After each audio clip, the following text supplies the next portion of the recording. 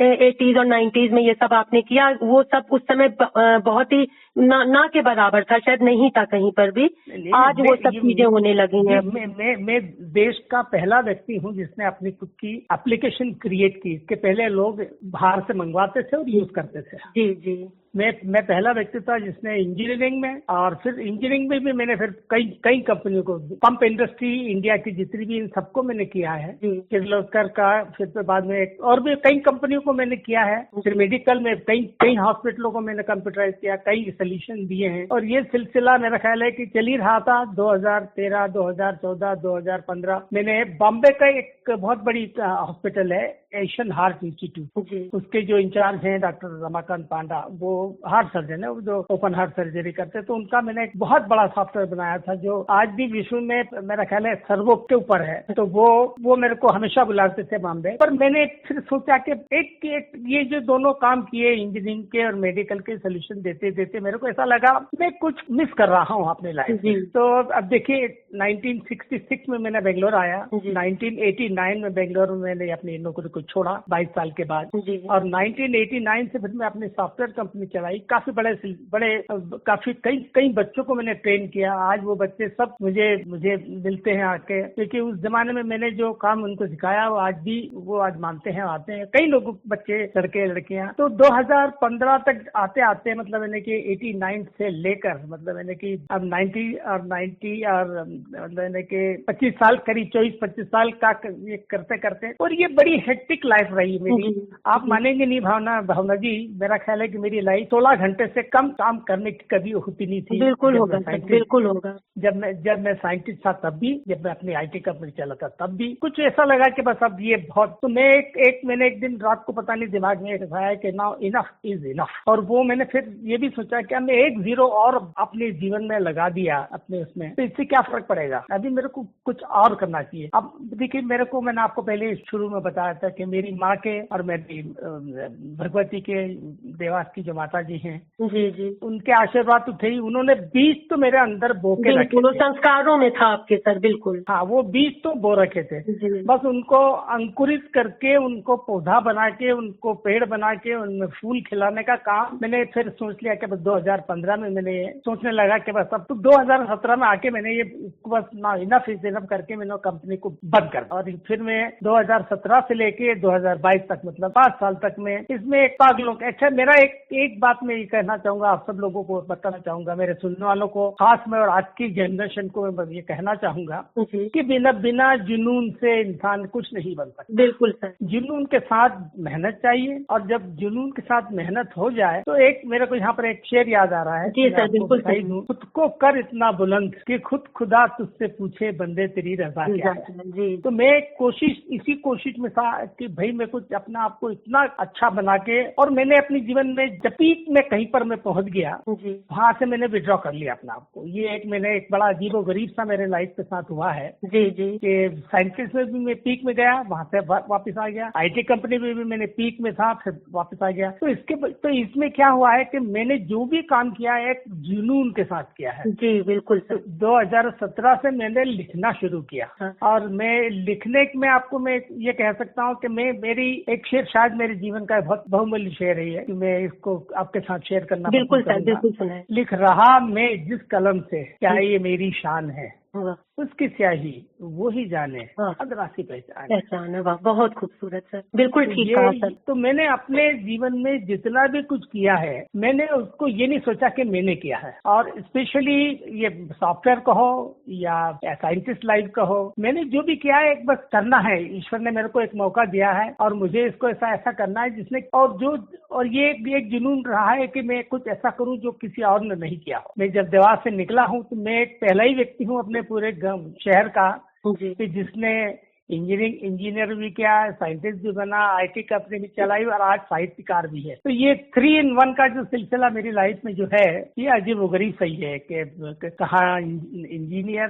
कहाँ साइंटिस्ट, कहाँ IT company, और कहाँ पे साहित्यकार। तो ये एक जुनून के कारण ही मेरा ख्याल है मैं ये सब कुछ कर पाया हूँ, और आज भी मेरे जुनून का एक जुनून ईश्वर के सामने यही मैं कहता हूँ कि मैंने जो भी कुछ लिखा है, मेरी गजलें हैं बेरौनक, मेरी में अधूरी हैं, बहुत कुछ कह चुका, लेकिन अभी इल्हाम बाकी है। बहुत हाँ, इल्हाम का मतलब है ईश्वरी कृपा जी। मतलब इतनी कि ईश्वर ने कृपा दी है, पर फिर भी भूखा हूँ मैं तभी कुछ कर पाता इंसान सर। जब तक भूख अगर मर जाएगी तो कुछ करने की चाह भी नहीं रहेगी।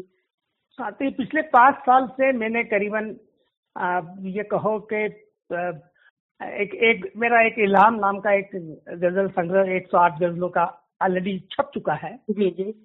और उसी का उर्दूकरण किया गया, जिसका नाम दिया रक्षा बिस्मिल्लाह, और जिसको मध्य प्रदेश गवर्नमेंट ने मुझे नवाजा है शंकर मार्च 2022 में।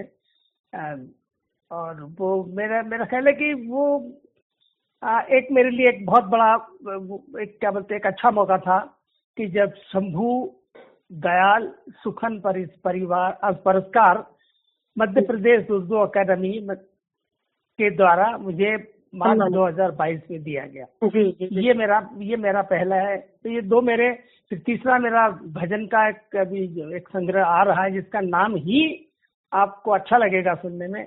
उस किताब का नाम है आशीषों की गुड़धानी। वाह। और मैं उस आशीषों की गुड़धानी का एक भजन। जी सर, बिल्कुल मैं भी यही कहने वाली थी, कुछ सुनाए सर। मैं आपको, ए माँ मुझे आशीषों की गुड़धानी दे, गुड़धानी दे। ए माँ मुझे आशीषों की गुड़धानी दे, गुड़धानी दे। अंतर मन मम खिल जाए, करुणा का अपना पानी दे। और ये इसका एक है, तू पास मेरे तू अंतर में फिर भी एकाकी आकुल हूँ। ये बहुत एक आपको अच्छा लगेगा। तू पास मेरे तू अंतर में फिर भी एकाकी आकुल हूँ। अमृत बूंदे तू बरसाए फिर भी मैं कितना व्याकुल हूँ। अमृत बूंदे तू बरसाए फिर भी मैं कितना व्याकुल हूँ। फिर विकसित ना हो जाऊं माँ, बचपन की नादानी दे। ये मैं सोचता हूँ कि एक बहुत बड़ा एक सबके लिए एक बहुत बड़ी बात है मेरे लिए अपने, कि चिर विकसित ना हो जाऊं माँ, बचपन की मुझे बच्चे ही रखना, मुझे बड़ा मत होने देना। बिल्कुल बिल्कुल, क्योंकि बड़ा होके मैं विकसित हो जाऊंगा। बिल्कुल। तो मैं ये एक मेरा ये गीत है जो मेरा ये भजन एक बहुत मुझे पसंद है, और ये मैंने ईश्वर को माँ को समर्पित किया है, और ये मुझे अच्छा लगता है। इसके 2-3 पद हैं इसके, मैंने आपको एक ही सुनाया। जी सर, आपके भजन मैंने सुने सर, बहुत ही सार है भजनों में, बहुत सार गर्भित भजन है आपके। और सर मैं तो एक बात आपने खुद ही कह दी, मैं पूछने ही वाली थी कि आपकी शिक्षा और फिर आपकी नौकरी या जो भी आपने कार्य किए, उनको देखते हुए आपसे अपेक्षा करना थोड़ा मुश्किल हो जाता है कि आप जैसी शख्सियत इतनी खूबसूरत नज़्में, भजन और गीत ऐसी कई विधाओं में साहित्य सृजन कर सकती है।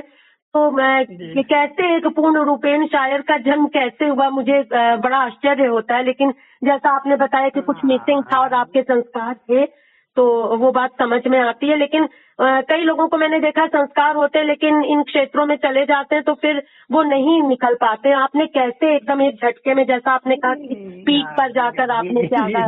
जी, सूफी कबीर गायक हैं पद्मश्री तिपानिया। जी सर, मैं आपसे उस कबीर का वो आपने मुझे वो भजन भेजा था, मैं पूछने वाली थी कैसे उनके साथ आपका हुआ। नहीं, ये गीत की एक अजीबोगरीब सी कहानी, मैं इसको सुना ही देता हूँ मैं। जी जी सुना। देखिए, एक जो कबीर गायक पद्मश्री तिपानिया जी हैं, हर साल या साल में 2 बार बेंगलोर आते हैं, और ये देश में ही नहीं विदेश में कबीर को पहुंचा चुके हैं, और आज तक अपने 40 साल के जीवन में सिर्फ कबीर को गाते हैं, और विश्व विख्यात है इनका। आप कहीं पर भी गूगल आप करेंगे तो पद्मश्री तिपानिया, प्रहलाद सिंह तिपानिया आपको मिल जाएंगे। तो जब ये मेरे घर पे आते हैं, अच्छा मैं खुश नसीब रहा हूँ कि मेरे को जितने बड़े बड़े लोग जो रहे हैं, ये मेरे जीवन में कहीं न कहीं आए हैं, और मेरे इनके जीवन से मैं कुछ सीखा। तो मैं हर जब आते हैं तो एक रात मेरे घर पे रहते हैं, और चूंकि मैं भजन लिखता हूँ तो और इनको भजन सुना जब भी वो आते थे तो मैं अपना भजन सुनाता था। जी जी। पर उनको वो कबीरी गायक होने के कारण वो मेरे भजन को कबीर तक कहाँ पहुँचा सकते थे। जी। तो ये कई सालों से ये कई साल चलता रहा है सिलसिला। और अचानक एक 5-6 साल 2016 की या 2017 की बात होगी, तो मेरे घर आए तो मैंने एक गीत लिखा था, वो भी मैंने बम्बई में लिखा था, हाजी अली के सामने दरगाह में। जी जी। सामने मेरा एक रूम मुझे मिला था, वो एक अलग कहानी है, कभी और सुनाऊंगा। जी जी। तो ये गीत में उनको अच्छा मैं खुद गाता भी हूँ, तो मैंने उनको गा के सुनाया। वो गीत सुनने के बाद बोले कमल जी ये आपका लिखा है? क्योंकि मैं तो कभी कुछ लिखता ही नहीं हूँ, लिखाने वाला तो ऊपर वाला है। ये भी मेरे को हाजी अली के दरगाह के सामने मेरे को ये प्रेरणा मिली थी और ये वहाँ लिखा था। तो मैंने उनको बताया कि ये मुझे वहाँ, तो बोला ये तो कबीर ने लिखाया है आपको। कबीर कहा आप इसको कबीर को दे दीजिए। तो मैंने कि मैं कबीर को जानता नहीं, मैं जीवित कबीर मेरे सामने बैठे हैं, मैं आपको दे सकता हूँ। और आप मानेंगे नहीं, उन्होंने अपने जीवन में पहले बार नान कबीर सूफी गीत गाया है तो सिर्फ मेरा गाया है।